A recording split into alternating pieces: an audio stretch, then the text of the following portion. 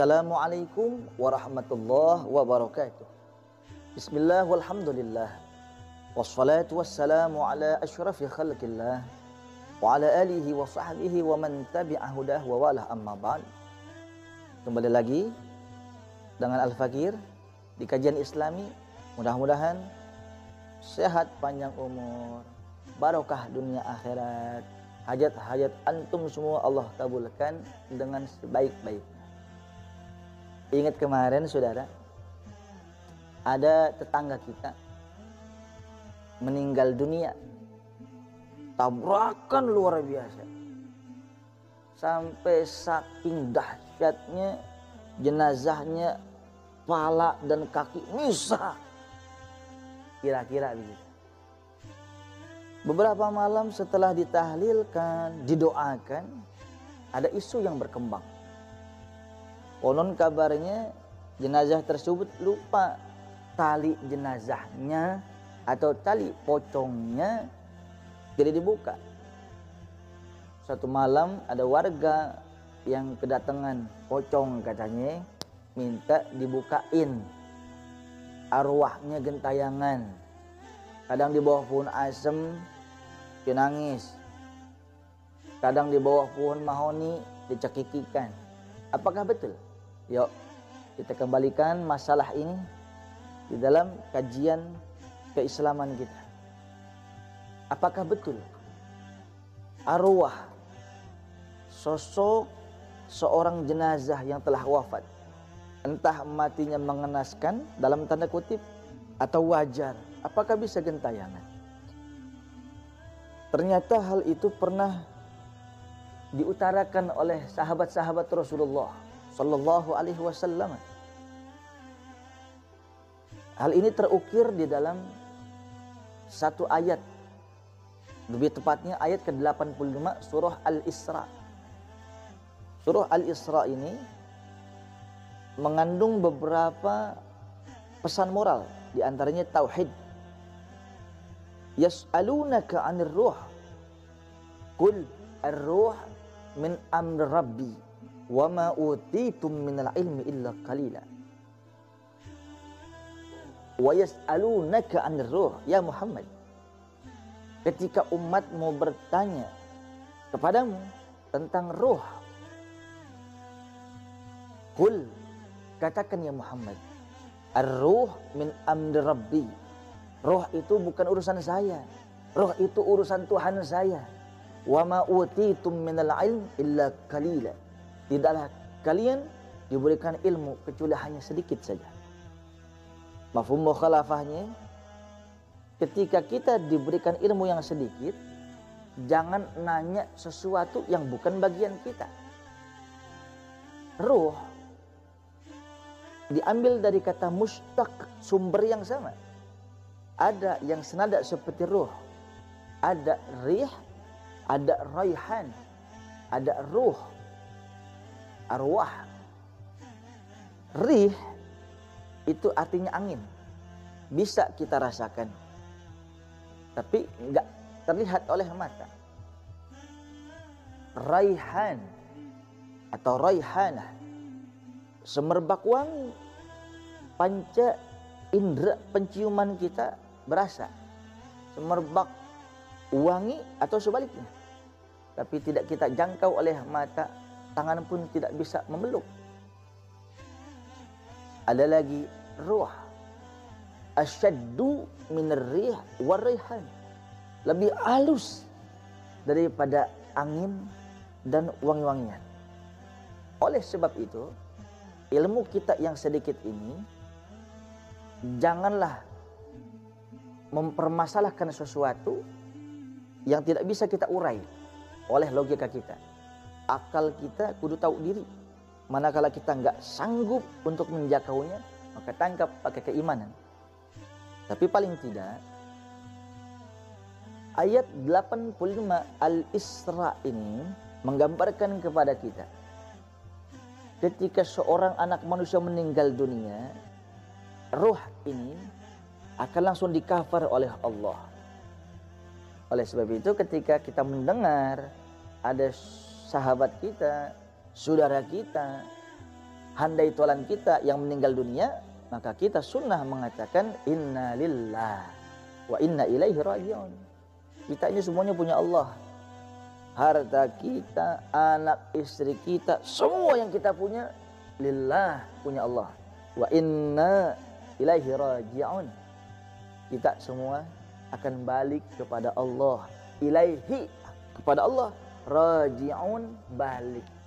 Hanya kepada Allah kita kembali. Jadi konsep dasarnya, tidak mungkin seorang manusia yang sudah meninggal dunia, maka arwahnya gentayangan, bisa nakutin orang, bisa minta buka tali pocong, bisa ngetok pintu RT, apalagi ngutang. Nggak mungkin. Yang nggak masuk akal gini, saudara. Konon kabarnya arwah gentayangan itu bisa nyekek orang, bisa membuat madorot orang yang hidup. Logika sederhananya nggak bisa kita tangkap, nggak bisa kita terima. Yuk lihat, yang pertama, orang meninggal, apa beda antara manusia sama bangkai manusia? Apa beda manusia dengan jenazah manusia? Ketika rohnya masih ada di kandung hayat manusia, roh saudara, roh sahabat hengkang dari sainnya, itu bukan manusia, bangkai manusia, jenazah manusia, mendiang. Setelah rumusan seorang manusia yang beralih predikat menjadi jenazah manusia, gak lama tuh dimandiin, dikafanin, disolatin, dikuburin. Sekarang ada jenazah manusia, lagi dimandiin, dia diem aja. Ada nggak jenazah lagi dimandiin? Wow, brengsek lu, dingin nih, nggak pernah ada. Dikafanin, nggak pernah bilang ini kesempitan nih, XL gua, nggak pernah tuh. Ketika disolatin, kagak berontak, dia mah kagak kabur. Sampai dipendem, diengkek atau diengkek nggak, ditenet, diinjek-injek, kagak dia ngelawan. Lalu logika kita kalau emang dia pengen ke rumah RT gitu, minta tali pocongnya dibukain, lempengan pas lagi aja itu dikafanin, dia minta tolong. Kenapa udah dipendem dia baru keluar? Nggak masuk akal sudah. Betul nggak? Lalu faktanya di masyarakat siapa yang berbuat itu? Ternyata ulama menyimpulkan itu adalah perbuatan jin kafir, jin fasik yang umurnya panjang, bisa menirukan semua gerak-gerik almarhumah. Intinya adalah untuk mengkeroposkan akidah keimanan kita agar lebih takut kepada syaitan ketimbang kepada Tuhan. Yang rajin tahajud karena takut khawatir ada pocong, ada kuntil anak, ada kuntil bapak dan sebagainya, kagak tahajud. Yang biasanya ngaji takut, kagak ngaji. Yang biasanya sosok seorang istri yang solehah, kagak pakai dibangunin tahajud. Jam 3 bangunin suaminya, "Pah, bangun, Pah." Kan biasa tahajud sendiri mah, enggak, anterin ke WC. Kok biasa sendiri, kok bisa bangunin papa? Takut, Pah. Takut kenapa? Tetangga meninggal, Pah, tabrakan. Ngeri. Takut setan. Sama setan kamu takut, sama suami berani banget. Lah coba itu. Hati-hati. Percuma seorang istri, rajin ibadah, rajin sedekah, semuanya dia hebat, tapi masih suka durhaka kepada suami. Kalau suaminya taat, jangan sampai mencium bau surga saja Allah haramkan. Saudara yang dimuliakan Allah, manusia yang paling gampang masuk surga itu adalah wanita. Mohon maaf ya, gak perlu macam-macam zikiran, wiridan, ngaji, macam-macam gak usah. Yang penting lihat, perhatikan. Rasulullah bersabda, "Ayyu mamra'atin matat wa zawjuha anha radin dakhalatil jannah." Istri siapa saja, ketika istri itu meninggal dunia, suaminya ikhlas dan ridha, maka istri tersebut langsung masuk surga. Nah, pulang dari sini, semuanya tanya tuh sama laki pada tuh, "Bang, kalau ayah mati, abang redo nggak?" Pasti redo banget. keceplosan. Maksudnya ikhlas, ridho. Seorang istri meninggal nggak pernah melukain hati suami. Surga di bawah telapak kaki ibu. Betul. Tapi ketika sosok seorang perempuan sudah menikah dengan seorang suami, betapapun rendahnya suami, itu imam kita. Betapapun miskinnya seorang suami, imam kita. Hati-hati, pakai ilmu dan iman. Oleh sebab itu kembali kepada pembahasan saudara. Mustahil sosok seorang almarhum almarhumah wafat dalam kondisi apa saja, arwahnya balik. Dalam kitab Riyadhus Shalihin, Rasulullah sallallahu alaihi wasallam pernah menceritakan, iza wadi'at al-janazah, ketika sosok jenazah sudah diletakkan. Ntar kita calon jenazah nih, bakal mati kita semua. Teguran bagi al-fakir juga. Wahtamalah rijal ala a'naqihim.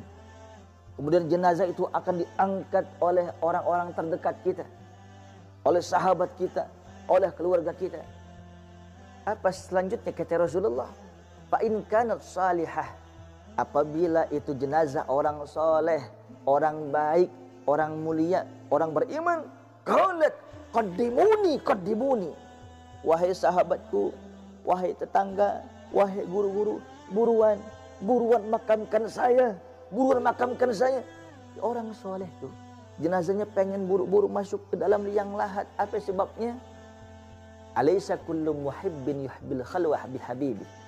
Bukankah seorang kekasih akan merindukan selalu dekat dengan sang kekasih? Orang beriman, kekasihnya adalah Allah Jalla wa'ala. Mudah-mudahan kita termasuk golongan ini. Amin dong. Amin ya Rabbal alamin. Wa in kanat ghairu salihah, apabila jenazahnya itu bukan orang soleh, orang toleh, ahli maksiat, bergelimbangan durja, wafat sebelum taubat. Qalat, maka itu jenazah ketika sedang digopong, dibawa, ditandu, dia yang mengatakan, ini Nabi yang ngomong saudara, dia akan mengatakan, ya wailaha aina tazhabuna biha. Saudara-saudara, ente membawa aneh kemana nih? Jangan buru-buru dikuburin, aneh takut. Saudara, kebalikan yang tadi. Orang yang enggak soleh, ahli maksiat, diangkat jenazahnya enggak mau buru-buru dikuburin. Apa sebabnya? Semakin cepat ke liang kubur, semakin cepat azab akan menghunuskan kepada sekujur tubuhnya dia. Dipukul, dipalu sehari-hari, barulah ia sadarkan diri. Hidup di dunia tiada berarti akhirat di sana. Terusin coba, bisa nggak? Sedihnya luar biasa. Dipukul, dipalu, dihancurkan. Kullama nadhiyat juluduhum baddalnahum juludan ghairaha. Ketika tubuh penghuni neraka itu hancur, penghuni kubur itu hancur, lidahnya diseset, ditarik, dihancurkan, dibikin baru lagi. Hancur, dibikin baru lagi. Tergantung selama apa dia punya maksiat dan dosa. Yasma'u sautaha kullu syai', kata Rasulullah. Itu yang mendengar jeritannya. Semua mendengar. Bangsa malaikat lebih lagi. Bangsa binatang mendengar. Bangsa hewan mendengar. Sampai tumbuhan-tumbuhan mendengar. Illal insan. Kecuali manusia gak bisa dengar. Lau sami'ahu. Seandainya, sabda Rasulullah, seandainya manusia bisa mendengar jeritan orang jenazah yang ditandu, bagaimana pilunya, la sa'iqa, pasti yang nandu, yang bawa jenazah itu pingsan seluruhnya. Dahsyat sakitnya luar biasa. Ya Allah ya Karim. Saudara yang dimuliakan Allah. Oleh sebab itu, yakinkan tauhid kita, teguhkan keimanan kita. Wafatnya anak manusia kembali kepada Sang Khalik.